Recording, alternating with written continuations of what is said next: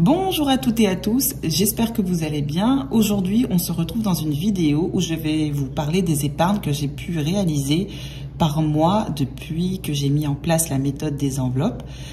Vous le savez, j'ai commencé la méthode des enveloppes au mois de février de cette année, donc en février 2022, et j'ai réussi à mettre en place des épargnes, des économies, malgré la perte de revenus qu'il y a eu au sein du foyer, et j'avais envie de vous montrer la part que représentaient ces épargnes par rapport à notre revenu, et voir la moyenne que ça donne donc sur ces 5 derniers mois. Alors, j'ai écrit tout ça sur mon petit carnet. En termes de pourcentage, ce que ça donne, au mois de février, donc j'ai économisé ou j'ai épargné 14% de mon revenu, c'est-à-dire que en fonction de ce qu'il y a eu comme entrée d'argent, sur cette entrée globale, j'ai pu épargner ou mettre de côté pour atteindre mes objectifs 14% de cette somme. En sachant qu'en plus, j'avais démarré le mois de février avec un découvert de 660 €, donc je suis quand même très contente d'avoir pu mettre de côté 14%. Au mois de mars, ça a été catastrophique. Il y a eu des plus grosses pertes de revenus avec des frais assez importants durant ce mois-là, et du coup je n'ai pu mettre de côté que 7%. Malgré tout, j'ai pu le faire, même si ce n'est pas énorme. Et ben je suis quand même contente puisque j'ai tenu le coup, et je peux vous assurer que c'était un mois très compliqué. Ça a été un mois de 5 semaines, et c'est vrai que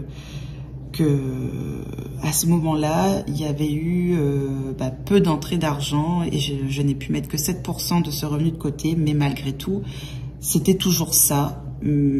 Après, voilà, il y a des mois avec, il y a des mois sans. C'était dur ce mois-ci.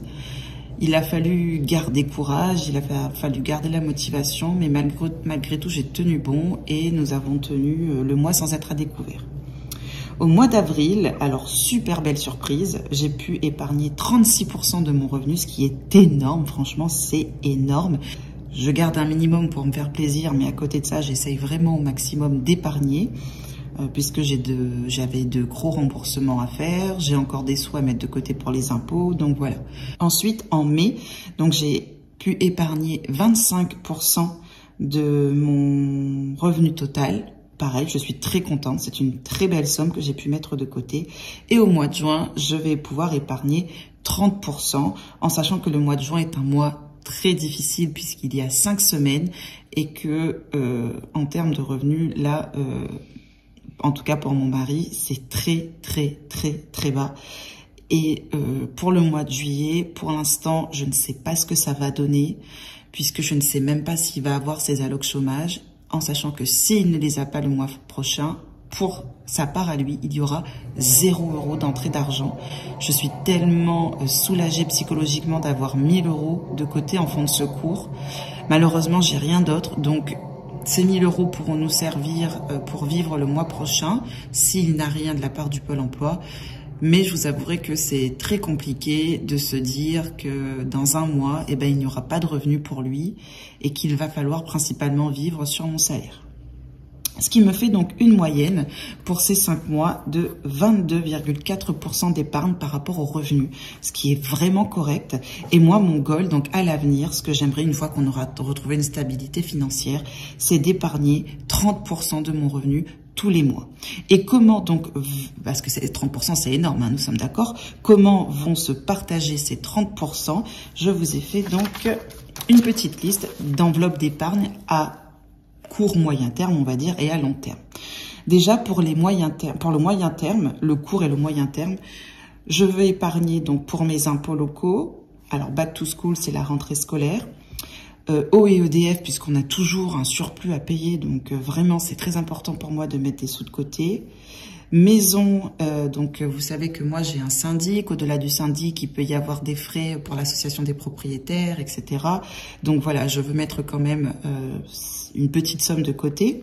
Centre de loisirs, donc pour les vacances, je souhaite que ma fille puisse aller au centre de loisirs et que ça ne soit pas une source de stress pour moi en me demandant comment je vais payer ce centre de loisirs.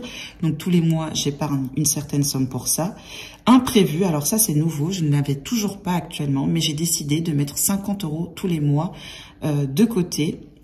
Je mets moyen terme parce que je veux pouvoir me servir de cette enveloppe si j'ai des difficultés, mais le but étant de faire grossir cette enveloppe parce que si un jour on a un coup dur autre que vraiment dernier recours, puisque j'ai mon fonds de secours, vous allez le voir pour ça à long terme, mais imprévu, je ne sais pas moi, j'ai ma machine à laver qui me lâche, et ben j'aimerais avoir 200 € de côté ou 300 € de côté pour la changer si demain ça arrive. Parce que le fonds de secours, je ne veux pas que ça me serve à payer ce genre d'imprévu, un électroménager qui tombe en panne ou autre.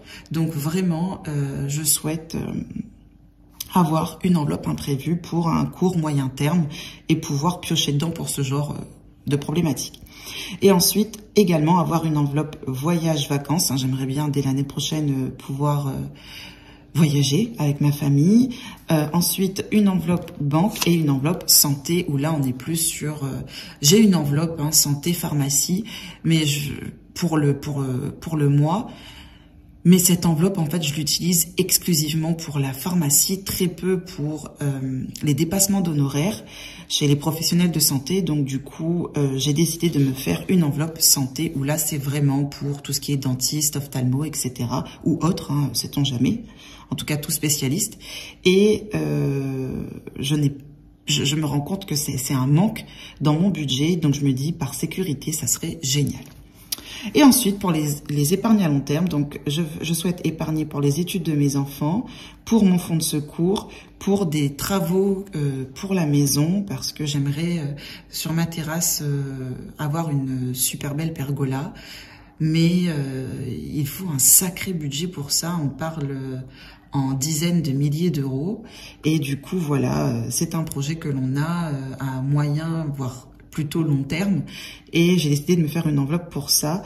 Ensuite, j'ai décidé de me faire une enveloppe pour le remboursement anticipé du crédit confort que j'ai. C'est un petit crédit que j'ai fait pour finir mes travaux à la maison. Une enveloppe épargne donc à long terme pour ma retraite. Vraiment, mon objectif, ça serait de mettre 200 € par mois pour ma retraite. Je ne sais pas si je vais y arriver, mais ça, c'est quelque chose que j'aimerais. Bon, on n'y est pas encore, il y a des priorités, mais j'y pense et je me dis si je peux mettre déjà 200 € par mois pour ma retraite, pour monsieur, madame, donc ça serait 200 € pour tous les deux, ça serait super bien et ça serait une forme de sécurité pour les années à venir. Et santé, pareil, donc je me dis si un jour il y a quelque chose de grave qui se passe, il y a besoin d'argent pour X raisons, là on est sur, je sais pas, si demain on a une opération, si je n'en sais rien, franchement je ne sais pas, mais j'aimerais également avoir une autre enveloppe santé où là on n'y toucherait pas, ça serait vraiment pour du long terme, peut-être pour notre vieillesse, mais je pense que c'est très raisonnable d'avoir ce type d'enveloppe pour le long terme. Donc là ça serait plutôt pour nos vieux jours, nous sommes d'accord, donc retraite et santé pour les vieux jours. Donc voilà, je vous ai parlé des enveloppes d'épargne que je souhaite mettre en place. Il y a déjà des enveloppes que j'ai actuellement. Il y en a d'autres que je n'ai pas encore, comme l'enveloppe santé, je ne l'ai pas encore. L'enveloppe imprévue, l'enveloppe voyage, je ne l'ai pas encore. Ici, l'enveloppe remboursement anticipé, retraite et santé, c'est pareil. Même l'enveloppe travaux maison. Pour l'instant, ce que j'ai déjà mis en place pour le long terme, c'est les études des enfants et le fonds de secours. Et ici, ce que j'ai déjà mis en place, donc c'est la rentrée des classes, l'OEDF, la maison, donc notamment pour le syndic, le centre de loisirs et la banque. Après, tout ce qui est santé, impôts locaux, imprévus, voyage, ce n'est pas encore fait et ça va être fait dans les semaines à venir quand les finances le permettront. Ensuite, je voulais faire un point sur mes épargnes. Donc actuellement, ce que j'ai, donc ça c'est mon classeur d'épargne à moyen et à long terme. Je suis contente, j'ai reçu mes faux billets. Si je vous vois pas la bonne enveloppe, ça ne fonctionne pas. J'ai reçu mes faux billets que j'ai commandés sur AliExpress. Donc voilà, franchement, c'est des faux. Bon, ça se voit que c'est des faux billets, je vous dirais pas le contraire. Le papier, ça se voit que c'est pas du papier à billets, mais c'est très bien fait et je suis super contente. J'ai mon lot de faux billets et vous savez, moi je suis très visuelle, j'ai besoin d'avoir les sous devant les yeux. Donc là, par exemple, c'est mon enveloppe OEDF et à l'intérieur, donc là j'ai 230 €. Alors j'ai mis 230 € en billets de 10, mais malgré tout la somme elle est présente, elle est même sur mon compte épargne. Mais je suis contente d'avoir ces faux billets là-dedans. Ici, donc, c'est mon enveloppe pour les frais bancaires, puisque au mois de septembre, j'ai 198 € à donner à la banque pour le renouvellement des cartes bleues. Pour l'instant, je ne sais pas si je vais le renouveler ou si je vais demander à supprimer soit une des 2 cartes, soit les 2 cartes, puisque maintenant j'ai un compte sur Boursorama Banque et que je préfère dépenser sur le compte de Boursorama Banque et limiter les frais sur le compte principal, donc le compte Monsieur Madame. Ensuite, ça c'est pour les enfants, donc j'ai... Ah non, ça c'est pour mon syndic, donc j'ai 208 € de côté déjà pour le syndic. J'ai ensuite les épargnes pour les études des enfants, j'ai 240 € sur le livret de ma fille et 240 € sur le livret de mon fils. Alors je vais vous montrer les faux billets de 20 €, franchement ils sont super bien faits. Regardez, ça ressemble à ça, c'est super bien fait. C'est super, super bien fait. Après, voilà, comme je vous le dis, c'est au toucher qu'on voit la différence et qu'on voit que ce ne sont pas, en fait, des vrais billets.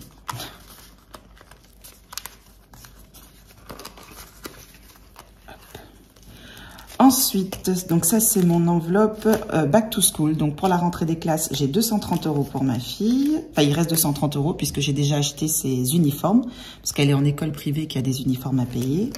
Ensuite, là, nous sommes sur le centre de loisirs. Il reste 115 €. Ici, c'est les sous que je mets de côté pour rembourser, pardon, pour payer ma taxe d'aménagement. Alors, je vais vous sortir les liasses. Là, par exemple, j'ai fait mon petit pli. Alors, je sais pas si vous voyez bien, je fais n'importe quoi. Vous voyez le petit pli. Donc, chaque pli, il y a 1000 €. Et pareil, ce sont des faux billets. D'ailleurs, on le voit ici, c'est écrit propre copie. Alors, je vais vous montrer, par exemple, un vrai billet de 50. Vous allez voir la différence. Voilà, si on regarde un vrai billet de 50 à côté, on voit bien que ce n'est pas du tout la même chose. Voilà. Donc là, c'est un vrai et là, c'est un faux. Voilà, donc j'ai 2100 € dans mon enveloppe épargne pour le remboursement. Enfin, pas pour le remboursement, pour payer ma taxe d'aménagement qui va se faire là en septembre. Et j'ai pareil en faux billets, donc les 1000 € que j'ai en fonds de secours. Et ça, je vous l'ai dit, à long terme, j'aimerais avoir 9000 € de côté, allez 8-9 000, ça serait l'idéal. Et pour l'instant, on n'y est pas encore, mais j'ai les 1000 € de côté et j'espère ne pas avoir besoin d'y toucher le mois prochain, en espérant que du coup pour cela mon mari est laissé à le chômage. Voilà, j'avais envie de faire le point sur les épargnes que j'ai pu faire actuellement. Et ce depuis que j'ai mis en place la méthode des enveloppes. Je suis contente, parce que si on est sur une moyenne de 22,4% d'épargne par rapport aux revenus, je trouve ça correct, surtout vu le peu de revenus que nous avons actuellement. Si l'année dernière, avec les mêmes revenus, j'avais mis le même pourcentage d'épargne, franchement, ça aurait été très, très, très confortable. Et à long terme, mon goal, ça serait 30% de nos revenus et que ça soit quelque chose de fixe, c'est-à-dire que tous les mois, je sais qu'il y a 30% des revenus qui part en épargne à moyen ou à long terme. Et ces 30% me permettent quand même à côté d'avoir une enveloppe shopping, une enveloppe recevoir, une enveloppe pharmacie, une enveloppe courses, etc. Mais l'essentiel, c'est d'épargner pour pouvoir anticiper les dépenses à venir et je trouve ça très confortable.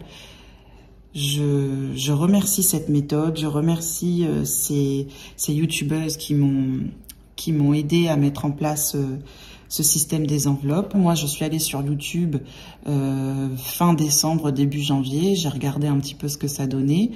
Et il m'a fallu un mois pour m'y préparer. Et au mois de février, au 1er février, j'ai décidé de commencer la méthode des enveloppes. Et voilà, tout est parti de là et je suis super contente de m'être intéressée à ce système qui m'a sauvé la vie, qui m'a permis de mettre un équilibre dans ma manière de gérer de l'argent, de gérer nos revenus. Et voilà, donc vraiment, si vous avez envie de le faire, n'hésitez pas, mettez-le en place et vous allez voir que sans vous en rendre compte, vous allez retrouver une liberté financière puisque vous n'avez plus cette pression de découvert, cette pression de vivre au-dessus de vos moyens. Après, il faut s'y tenir, il faut une certaine rigueur et ça, c'est pas forcément donné à tout le monde. Enfin bref, j'espère que cette vidéo vous aura plu. Je vous fais des gros bisous et je vous dis à très bientôt. Ciao!